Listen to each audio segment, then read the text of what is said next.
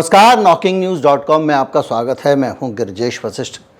कई वीडियो में बना चुका हूं, लेकिन जैसे जैसे नई नई जानकारियां आती हैं आपके सामने रखनी पड़ती हैं।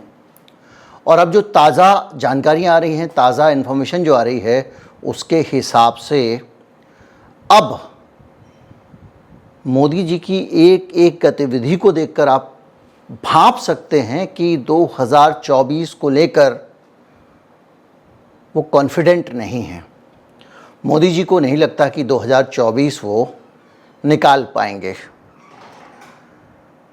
करीब 5-7 वजह आज के वीडियो में मैं डिस्कस करने वाला हूं और आपको बताऊंगा कि क्यों मोदी जी के सामने कुछ नई चुनौतियां दिखाई दे रही हैं और जिनके आधार पर वो लगातार अपनी तैयारी में लगे हैं कि किस तरह से 2024 में बाजी अपने पक्ष में कर ली जाए। बहुत सारी ऐसी जानकारियां होंगी जो शायद अभी तक आप तक ना पहुंची हूं। कहीं मत जाइए, चैनल को सब्सक्राइब कर लीजिए। मैं अभी हाजिर होता हूं।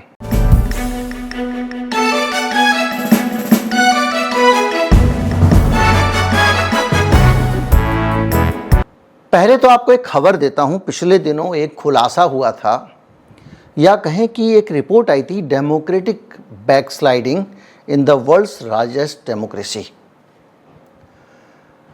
दुनिया के सबसे बड़े लोकतंत्र में लोकतंत्र की फिसलन, लोकतंत्र पीछे की तरफ जा रहा है। और ये रिपोर्ट जो थी, ये लाने वाले व्यक्ति हैं अशोका यूनिवर्सिटी के असिस्टेंट प्रोफेसर सव्यसाची दास। सव्यसाची दास ने आरटीआई के ज़रिए और बहुत सारे तरीक़ों से काफ़ी सारी इन्फॉर्मेशन इकट्ठी की, जानकारी इकट्ठी की, और उस जानकारी के आधार पर कुछ ऐसे तथ्य सामने रखे जो अपने आप में बताते थे कि चुनाव 2019 के जो थे उनका नतीजा कुछ और आ सकता था अगर चुनाव आयोग ने ठीक से काम किया होता। बहुत मोटी रिपोर्ट है, लेकिन उस रिपोर्ट में कई सारी ऐसी चीज़ें हैं जिनको मोटे मोटे बता सकता हूं आपको। वो ये कि बड़ी संख्या में, मैंने अपने एक वीडियो में बताया था, वीवीपैट मशीनें काम नहीं कर रही थीं। कई जगहों पर वोटर लिस्ट के अंदर दलितों और मुस्लिमों के नाम गायब थे।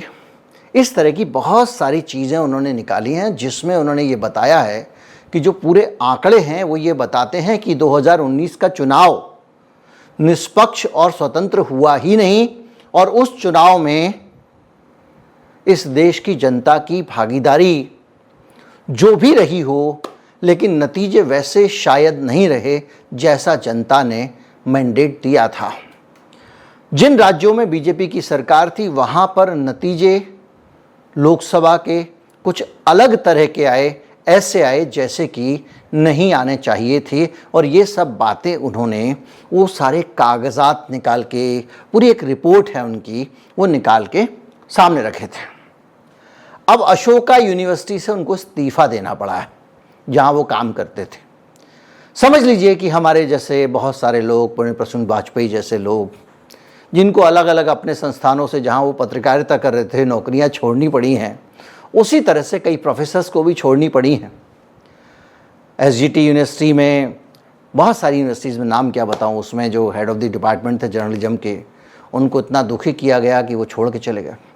ऐसा अलग अलग जगह हो रहा है। माखनलाल चतुर्वेदी पत्रकारिता विश्वविद्यालय में बहुत सारे प्रोफेसर्स के खिलाफ एक कैंपेन चलाया गया एबीवीपी के छात्रों को से मिला के, और कमलनाथ की सरकार जाते ही उनको फिर बाहर कर दिया गया। तो ये देश भर में, उसमें दिलीप मंडल का भी नाम था। खैर, ये सिलसिला चल रहा है कि जो लोग भी आप पे सवाल उठाएं उनको बाहर कर दीजिए।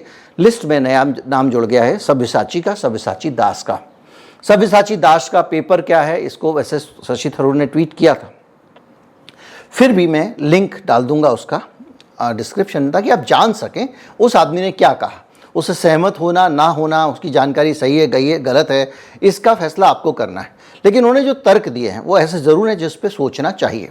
खैर, इस तरह से जो चारों तरफ से जो लोग आपको एक्सपोज कर सकते हैं, उनकी छुट्टी होना एक चीज़। दूसरा, अब समय बचा है कम और हालात हैं खराब। हालात खराब कैसे हैं? जनता साथ में है या नहीं? एक छोटा सा उदाहरण देता हूं। इस 15 अगस्त पे प्रधानमंत्री जी ने एक अपील की थी। उस अपील का क्या नतीजा हुआ, इस पे जाने से पहले मैं आपको कोरोना के दिनों में लेके चलूंगा। उन दिनों प्रधानमंत्री का क्या जलवा था। एक बार उन्होंने कह दिया कि बालकनी में खड़े होकर थाली बजानी है, तो अस्पतालों के बाहर खड़े होकर डॉक्टर भी थाली बजा रहे थे, पूरा देश थाली बजा रहा था। ये मोदी की अपील थी, ये मोदी की ताकत थी कि जब उसने कहा कि दिवाली मनानी है तो लोग घर में अंधेरा करके अपनी बालकनी में, अपने दरवाजे के बाहर मोमबत्तियां जला रहे थे। अब इस 15 अगस्त पे उन्हीं मोदी जी ने एक अपील की कि अपने देश की मिट्टी के साथ एक सेल्फी लो, उसको डीपी लगाओ। 15 अगस्त बहुत पुरानी बात नहीं है, 2-3 दिन पहले का ही मामला है। कितने लोगों की आपने डीपी देखी जिन्होंने मोदी जी की अपील पर देश की मिट्टी हाथ में लेकर फोटो खिंचवाया और डाला हो? मेरे फेसबुक फ्रेंड जितने भी हैं, 5,000 हैं मेरे पास, 2-3 हज़ार वेटिंग में भी हैं, मुझे तो नहीं नजर आई एक भी ऐसी डीपी जिसमें लोग मिट्टी देश की लेकर खड़े हों। हर तिरंगा अभियान को लेकर भी तिरंगे के साथ डीपी लगाने वाले लोग दिखाई नहीं दिए, जबकि आपके फ़ोन को 30 सेकंड तक ब्लॉक करके आपको ये मैसेज सुनाया गया था। ये अंतर आया है, ये बदलाव आया है, और ये बदलाव हम इस डीपी और सेल्फी से महसूस कर रहे हैं। लेकिन प्रधानमंत्री के पास ज़्यादा स्रोत हैं, वो ज़्यादा अलग जगहों से इसको महसूस कर रहे हैं। एक वीडियो दिखाना चाहता हूं मोदी जी का। मोदी जी एक पराक्रमी योद्धा हैं, उनके चेहरे पर तेज और ओज रहता है। उनकी अलग अलग मुद्राओं की ऐसी तस्वीरें आती हैं जिसमें दूसरे नेता उनके सामने ऐसे गिड़गिड़ाते से खड़े दिखते हैं, और मोदी जी इस 15 अगस्त पे लाल किले का ये 5 सेकंड भी वीडियो देख लीजिए आप। Modi reaching the top level of the ramparts to address the nation.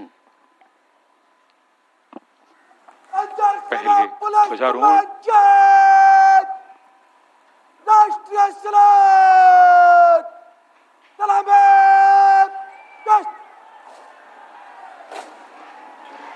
आपको मोदी जी के चेहरे में बदलाव नजर आएगा, और ये बदलाव दिखा रहा है कि कुछ ना कुछ है। और इस सलामी को लेने के बाद मोदी जी जब भाषण देने खड़े हुए, कांग्रेस पार्टी की तरफ से एक बड़ा अच्छा शब्द इस्तेमाल किया गया है। जब आपके साथ कुछ अनहोनी होने वाली होती है, आपको किसी चीज़ का डर लगता है, आपके मन में कोई बुरा ख्याल आता है, तो आप सबसे पहले क्या करते हैं? हे भगवान, कुछ नहीं होगा, सब ठीक है। कांग्रेस की प्रवक्ता ने कहा all is well, 3 idiot film वाला, वो ज़्यादा समझाने के लिए सटीक था, मुझे वैसा कुछ मिल नहीं पा रहा था। तो जब आपको जाने का डर लग रहा होता है तो आप कहते हैं सब ठीक रहेगा, मैं कहीं नहीं जा रहा हूँ, मैं सुरक्षित हूँ। और लाल किले से प्रधानमंत्री यही कह रहे थे कि मैं अगले 5 साल और आने वाला हूँ। ये लाल किले से बोलने की चीज़ थी ही नहीं, ये 15 अगस्त के भाषण की चीज़ थी ही नहीं, लेकिन अंदर से हिला हुआ आत्मविश्वास दिखाई दे रहा था। मैं एक साइको एनालिसिस कर रहा हूँ, सारी चीज़ें जो उनकी गतिविधियों में आपको दिखाई देंगी उससे पता चलेगा। एक रिपोर्ट आ रही है, मैंने भी आपको दिखाई थी। मैं शुरू से मानता हूँ कि गडकरी जी जो हैं बहुत ज़्यादा ऐसे महान कृतित्व नहीं है। उनकी इमेज, छवि जो विकसित की जा रही है, ठीक उसी तरह की जा रही है जैसे 2014 से पहले मोदी जी की जा रही थी। मोदी जी महान वॉरियर हैं, ये है वो है, और वो बड़े विकास पुरुष हैं, उनके पास एक से एक आइडियाज़ होते थे और आप सुनते थे। अब गडकरी जी वही बातें करते हैं, मैंने तो ऐसा किया, इतना करोड़ बच गया, मैंने ये किया, ये सब आप सुनते हैं, और सबकी हकीकत मैं आपके सामने लाता रहा हूँ कि किस तरह से वो विकास कर रहे हैं। अभी आई है सीएजी की 6 रिपोर्ट, और सीएजी की रिपोर्ट्स अभी आनी है धीरे धीरे करके। और सीएजी की रिपोर्ट्स में गडकरी जी के कार्यकाल का जो लेखा जोखा आया है, 18 लाख अधिकतम खर्चा होना चाहिए जिस सड़क पे, 18 करोड़ माफ़ कीजिएगा, हम तो सोच भी नहीं पाते हैं, 250 करोड़ रुपया प्रति किलोमीटर का खर्चा किया गया है। 1 किलोमीटर सड़क बनाने पे 250 करोड़। और ये रिपोर्ट आई है सीएजी से, कंट्रोलर ऑडिटर जनरल से। अब आप कल्पना कीजिए, मोदी राज में अशोका यूनिवर्सिटी के एक प्रोफेसर को भी निजाम बर्दाश्त नहीं कर पाता। असिस्टेंट प्रोफेसर बहुत डीन नहीं है, वो वीसी भी नहीं है, उसका एक रिसर्च पेपर है, उसको भी निजाम बर्दाश्त नहीं कर पाता है। और कंट्रोलर ऑफ ऑडिटर जनरल एक के बाद एक गडकरी के खिलाफ बम फोड़ रहे हैं। कैसे? 4 साल में सरकार के हो गए तब तो नहीं फूटा। अब जो सीएजी हैं वो कौन है, इसको जानना जरूरी है। गिरीश चंद्र मुर्मू ये देश के 14वें कंट्रोलर ऑफ ऑडिटर जनरल हैं और इनका जो रिकॉर्ड है वो समझिए कि इनको जम्मू और कश्मीर का लेफ्टिनेंट गवर्नर बनाया गया था। 1985 बैच के गुजरात के आईएएस अधिकारी हैं और नरेंद्र मोदी के गुजरात के मुख्यमंत्री रहते समय मुख्य सचिव थे और वित्त मंत्रालय में व्यय विभाग के भी सचिव थे। यानी मोदी जी का एक बहुत क्लोज अधिकारी कंट्रोलर ऑफ ऑडिटर जनरल अपनी रिपोर्ट देता है, संसद के सामने रखता है और जिसमें सरकार के विभागों की गंभीर अनियमितताएं सामने रखता है। और ये संयोग ही होगा कि वो सारी रिपोर्ट नितिन गडकरी के विभागों के खिलाफ हैं, ज़्यादातर रिपोर्ट। यानी नितिन गडकरी अगर अपने आप को, जो पिछले चुनाव में भी बात हो रही थी कि मोदी जी अगर बीजेपी को मिलीजुली सरकार बनानी पड़ती है तो नितिन गडकरी के नाम पर आरएसएस सहमति लोगों की लेने की कोशिश करेगी, नितिन गडकरी के नाम पर दूसरी पार्टियों का समर्थन लेने की कोशिश करेगी, क्योंकि जो ईडी और सीबीआई वाला जो पूरा तंत्र है उससे सहयोगी दल भी डरते हैं। उनको लगता है कि मोदी जी अगर अल्पमत में आई बीजेपी और उसको मान लो मिलीजुली सरकार बनानी पड़ी तो मोदी जी के नाम पर तो हम समर्थन नहीं देंगे। ये जो 38 पार्टियां भी, इसमें भी फूट पड़ चुकी है, एनडीए में पहले ही फूट पड़ चुकी है, इसकी कोई बात नहीं कर रहा है। मिजोरम वाला जो इनका एनडीए पार्टनर है वो सरकार के खिलाफ, जो मोदी सरकार के खिलाफ खड़ा हुआ है, संसद में भी बोला है मणिपुर के मसले पर। तो इस मोदी जी के इस पूरे तंत्र के बीच में आरएसएस के पास प्लान बी के तौर पर गडकरी हैं, लेकिन आपने देखा किस तरह से पहले गडकरी साहब को संसदीय बोर्ड से हटा दिया गया था और कैसे मीडिया के लोगों को बयान देते देते गडकरी साहब बोल गए थे कि मेरा विज्ञापनों में फोटो नहीं छपता, भाई मुझे क्यों चक्कर में डालते हो। तो दोनों के बीच में चल तो रही है। मोदी जी चाहते इसके लिए जो भी विकल्प अंदर हो या बाहर हो, ऐसा माना जा रहा है, उसको रास्ते से हटा दिया जाए। और ये सारी रिपोर्ट्स जो गडकरी साहब के एनएचएआई पर सवाल उठा रही हैं, एक के बाद एक परिवहन मंत्रालय पर सरकार सवाल उठा रही हैं, ये रिपोर्ट मोदी जी का पूर्व प्रमुख सचिव रख रहा है संसद के सामने। आप कल्पना कर सकते हैं कोई गोदी मीडिया बोल जाए, कोई बोल जाए मोदी जी की सरकार के खिलाफ, अभी सब लगे हुए हैं जोश में। इससे पता चल रहा है कि 2024 के इंतज़ाम में मोदी जी लगे हुए हैं। और आगे आते जाइए, मैंने कहा था बहुत सारी चीज़ें हैं। अयोध्या, कुछ लोगों ने लिखा कि साहब पुलवामा तो कामयाब हो गया था पिछली बार, क्या इस बार ऐसा कोई सरप्राइज़ मिलने वाला है? क्या ईश्वर, पुलवामा को ईश्वर की ही मदद कहेंगे मोदी जी के लिए?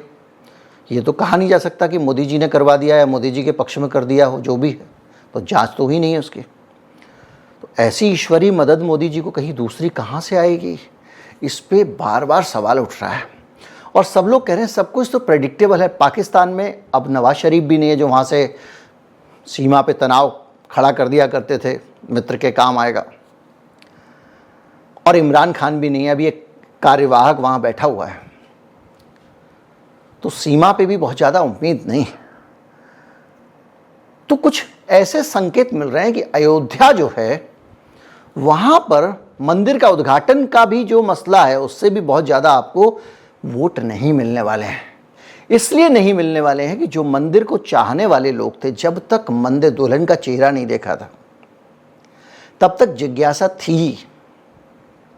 मंदिर हिंदुओं को मिलेगा या नहीं मिलेगा ये मसला था और मंदिर हिंदुओं को सुप्रीम कोर्ट दे चुका है, ये मसला उसी समय वो जो उत्तेजना थी मंदिर हासिल करने की वो खत्म हो गई है। अब मंदिर का उद्घाटन होगा, आप उसके बहुत सारे तरह तरह के वीडियो फॉरवर्ड करोगे, लेकिन उसका असर 10-15 दिन 5 दिन से ज़्यादा नहीं रहने वाला है। मंदिर मिल चुका है, सिर्फ उसको सूरत उसकी एक तैयार होनी है। और जिस रफ्तार से बन रहा है लगता भी नहीं कि 2024 तक तैयार हो जाएगा। लेकिन हाँ, मंदिर के आसपास कोई अनहोनी हो जाए तो बीजेपी को फायदा हो सकता है। अब आसपास अनहोनी को लेकर तैयारियां चल रही हैं। जी हां, अनहोनी को लेकर तैयारियां चल रही हैं। लगातार मीडिया में खबरें आ रही हैं कि राम मंदिर को टारगेट कर कर आतंकवादी गतिविधियां डिजाइन की जा रही हैं। लगातार खबरें आ रही हैं कि आतंकवादी की स्लीपर सेल आसपास अयोध्या के एक्टिव हैं। कुछ गिरफ्तारियों की बात भी बताई गई है। क्या चुनाव से पहले राम मंदिर पर हमला करके हिंदुओं के पोलराइजेशन की कोशिश होगी? पोलराइजेशन का खेल मणिपुर में देखा, नूह के बहाने उत्तर भारत में देखा हमने। यानी 2024 के लिए पोलराइजेशन को एक सहारे के तौर पर भारतीय जनता पार्टी के लिए देखा जा सकता है। यह कहना खतरनाक होगा कि भारतीय जनता पार्टी पोलराइजेशन करा रही है। विश्व हिंदू परिषद जो कुछ भी कह रहा है उसको ये कहना खतरनाक होगा कि ये चुनाव के लिए करवाया जा रहा है। लेकिन हालत यही है। मध्य प्रदेश में किस तरह से उल्टे उल्टे काम हो रहे हैं ताकि वहां पे मध्य प्रदेश में हार जाए बीजेपी, मैं आपको अलग अलग वीडियो बना के दिखा चुका हूं। राजस्थान में अभी तक की खबरों के मुताबिक जो सबसे शक्तिशाली नेता है जो सरकार बना सकती थी वो वसुंधरा राजे। वसुंधरा राजे को भी अभी तक बाहर कर दिया गया है। चुनाव की तैयारियों को लेकर 2 मीटिंग आई, 2 लिस्ट आई हैं, दोनों में वसुंधरा राजे का नाम नहीं है। और किसी और को मुख्यमंत्री बनाने के लिए वसुंधरा राजे मेहनत करेंगी ऐसी अपेक्षा एक भी आदमी नहीं करता है। अभी उनकी एक इलेक्शन कैंपेन कमेटी की और लिस्ट आनी है, हो सकता है वसुंधरा का उसमें नाम हो, लेकिन क्या वसुंधरा इलेक्शन कैंपेन के लिए जाएंगी? ये उम्मीद करना एक महारानी से कि वो किसी और को ताज पे बिठाएंगी कुछ जाती है। और जिन लोगों के नाम सामने आए हैं उनके बहुत ज़्यादा व्यापक उनके पास जनाधार नहीं है। तो राजस्थान में, मध्य प्रदेश में किस तरह से लगातार ऐसे उल्टे काम किए जा रहे हैं जो खुद मोदी जी के लिए दिक्कत देने वाले हों। 4 दिन पहले मेरा वीडियो है। ये सारी चीज़ें लगातार बता रही हैं कि मोदी जी घिरे हुए हैं। अब जब ये चीज़ें आप सुनते हैं तो इसकी तस्दीक करने के लिए आप क्या कर सकते हैं? लोगों से राय ले सकते हैं। मैंने अपने चैनल पे सर्वे किया है। अब इस सर्वे में मैंने आप लोगों से पूछा है कि क्या मोदी जी तीसरी बार देश के प्रधानमंत्री बन पाएंगे? अभी तक मेरे सर्वे में 47,000 वोट आ चुके हैं। मैंने पूरी ज़िंदगी चैनलों में काम किया है। इतना बड़ा लोगों का पार्टिसिपेशन सर्वेज में, इतने ज़्यादा ऑनलाइन पोल, उस वक्त तो SMS के पोल होते थे कि वाई करें SMS ये वो, इतनी बड़ी संख्या में 50,000 SMS कभी कभी किसी चैनल पर बहुत बड़े केस में आते थे। यहाँ पे नॉकिंग न्यूज़ पे आपके चैनल पे 50,000 रिस्पॉन्स अभी तक आ चुके हैं। 24 घंटा पूरा नहीं हुआ है अभी। और इसके मुताबिक 89% लोग कह रहे हैं कि मोदी जी तीसरी बार प्रधानमंत्री नहीं बन पाएंगे। 89। 8% कह रहे हैं कि हाँ वो प्रधानमंत्री बनेंगे और 3% कह रहे हैं 50-50 है, बन भी सकते हैं नहीं भी बन सकते हैं। जो इसके नीचे कमेंट आए हैं, जो इसके नीचे टिप्पणियाँ आई हैं वो और भी रोचक हैं। ज़्यादातर टिप्पणियाँ कह रही हैं कि अगर बीजेपी EVM हटा देती है तो मोदी जी के प्रधानमंत्री बनने के कोई चांसेस नहीं है। तो बीजेपी तो EVM हटाएगी क्यों? तो आउट ऑफ क्वेश्चन है। दूसरा, कुछ लोगों का कहना है कि अगर धांधली नहीं होती है तो मोदी जी प्रधानमंत्री नहीं बन पाएंगे। ये कमेंट्स हैं जो नीचे लिखे हुए हैं। और ये सब चीज़ें इशारा कर रही हैं। और तीसरी चीज़ एक और कही गई है कि जो इंडिया अलायंस है, इंडिया, अगर वो लोग एक रहते हैं तो मोदी जी को हरा देंगे। देखिए, इंडिया अलायंस जो है वो एक रह पाएगा, इसकी संभावनाएं मुझे बहुत कम लगती हैं। कुछ लोग इक्का दुक्का दो चार इधर उधर जाएंगे ही जाएंगे, निश्चित मान के चलिए। उधर मोदी जी का जो एनडीए अलायंस है उसमें तो ऑलरेडी टूट-फूट शुरू हो गई है, लेकिन धीरे धीरे धीरे करके एक ऐसा माहौल बनाया जा रहा है कि इंडिया अलायंस जो है जरा सा टूटे कि विपक्ष की एकता फेल हो गई, इसका प्रचार किया जा सके। इसलिए इंडिया अलायंस की एकता को एक बड़ा मुद्दा बनाया जा रहा है। और जैसे ही बड़ा मुद्दा बनाने के बाद उसमें तो दो चार पार्टी फूटी, कुछ कन्फ्लिक्ट हो गया, कुछ मतभेद हो गए, अब ये नहीं हरा पाएंगे मोदी जी को, अब नहीं हरा पाएंगे मोदी जी को। तो इसकी तैयारी चल रही है, इसलिए इंडिया अलायंस को बड़ा किया जा रहा है। तो जो लोग, बहुत सारे लोग इस पूरी चीज़ों से इन्फ्लुएंस हैं, वो कह रहे हैं कि इंडिया अलायंस अगर इंटैक्ट रहा तो सब ठीक हो जाएगा। आप अभी तक का अगर सीन देख रहे हैं तो राहुल गांधी जिस तरह का एक परसेप्शन लेकर लगातार सामने आ रहे हैं, उसके बाद में कहीं ना कहीं ये जो गठबंधन की राजनीति है, इस गठबंधन के अंदर भी एक सुपर हीरो वाली परसेप्शन बन रहा है और तेजी से बन रहा है। और जैसे ही ईस्ट से वेस्ट वाली राहुल गांधी की यात्रा शुरू होगी, इस देश की फिजा तेजी से बदलेगी। तो जो अभी तक का एनालिसिस है उसके आधार पर एक चीज साफ दिखाई दे रही है कि 2024 मोदी जी के लिए बहुत मुश्किल है। और ये बात मोदी जी से ज़्यादा अच्छी तरह से कोई नहीं जानता है कि उनके लिए मुश्किल है। और मोदी जी अपनी चुनौतियां भी जानते हैं, उनकी पार्टी के अंदर की चुनौतियां, उनके बाहर की चुनौतियां। अब चाहिए ईश्वर का चमत्कार, ईश्वरीय कृपा। भगवान कोई पुलवामा करा दे, भगवान कोई राम मंदिर का कुछ करा दे और मोदी जी की नैया पार लगा दे, ऐसी कामनाएं की जा रही हैं। बाकी मैंने आपको बता दिया, एक ज़माने में मोदी जी के इशारे पे लोग घर की बत्तियां बुझा देते थे, अब हाथ में देशभक्ति के लिए मिट्टी उठाने को भी तैयार नहीं है। उम्मीद करता हूँ वीडियो आपको अच्छा लगा होगा। अच्छा लगा हो तो ज़्यादा से ज़्यादा लोगों तक पहुँचाएँ, चैनल को सब्सक्राइब कर लें। नमस्कार, जय हिंद।